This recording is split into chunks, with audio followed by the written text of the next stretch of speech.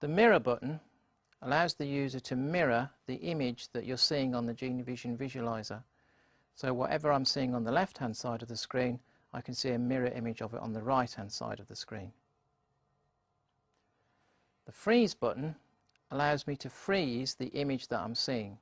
So I can place an object on the visualizer, press the freeze button, and that image then stays on the screen while I can do something else on the visualizer without that object being there.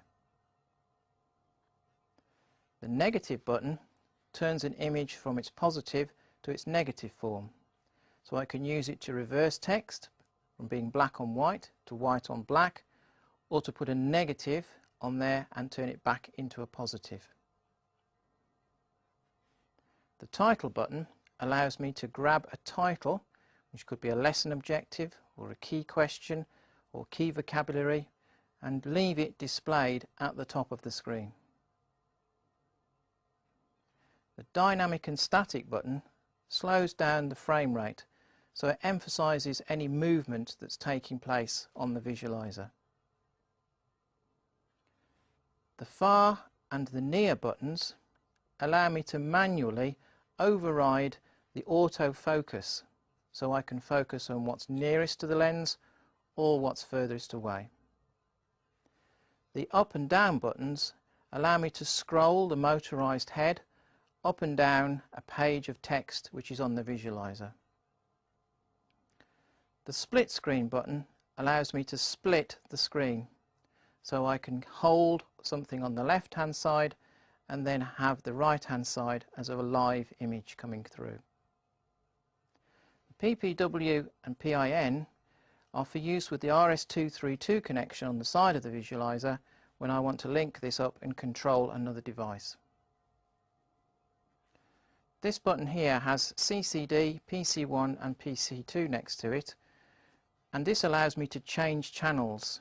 So at the moment you can see it's blue, which means it's linked to the charge coupled device or the camera. When I change it to green, it's now looking for an input from the PC1, which could be a laptop or a PC.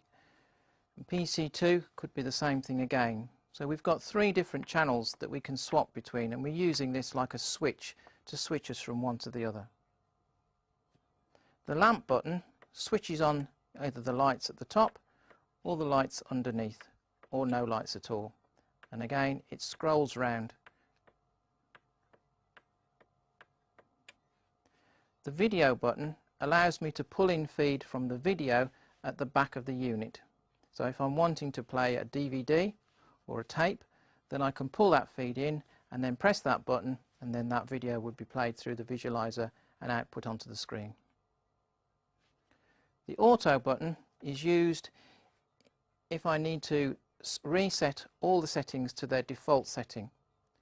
So pressing the auto would force it to autofocus and reset any alterations that I've made. The plus and the minus button here allow me to zoom in or zoom out on the object that I've placed on the visualizer. If you forget what any of these buttons do down at the bottom of the visualizer, then they're all explained up here at the top. So it's a quick reference guide should you forget what anything does. The visualizer has a remote control which is stored handily in the side of the unit, so it's there whenever I need it. So if I go to the side now, flick up the switch and pull out the unit, there it is. So here we have the remote control which we've just taken out of the side of the Genee Vision 6100, and you can see we've got many controls here which are the same as they're on the unit itself.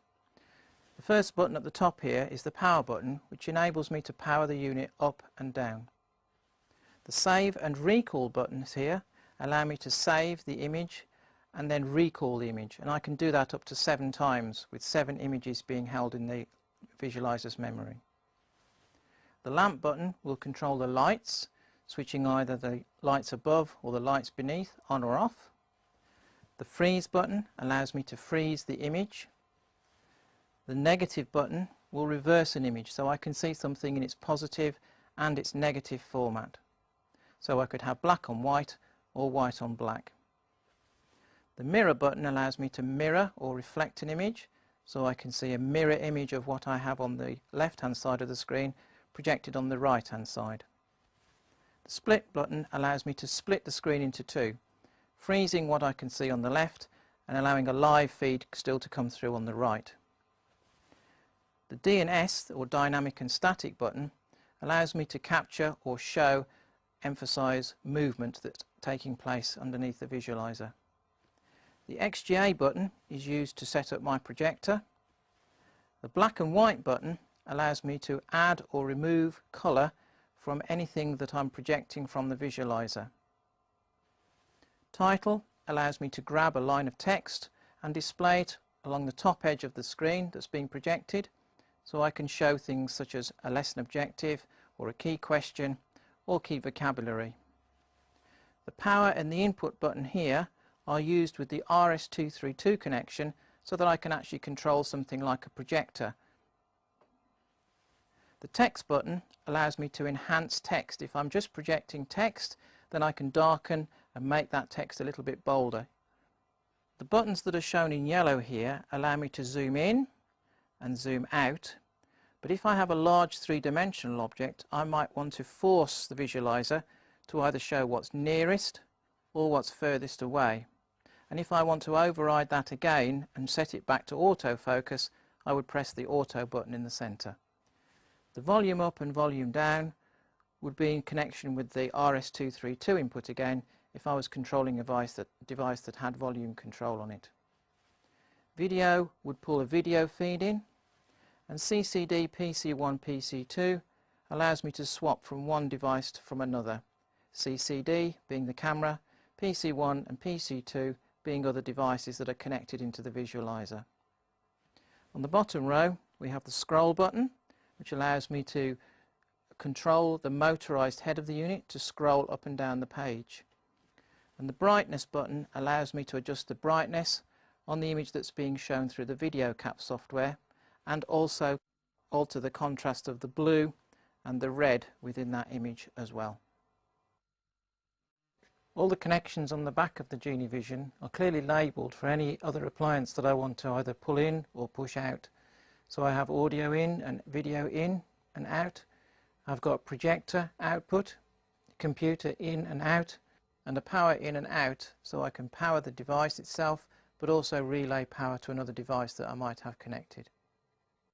If I want to use the visualizer to record something across a classroom, for instance, if I drop the head down and then remove the short throw lens here,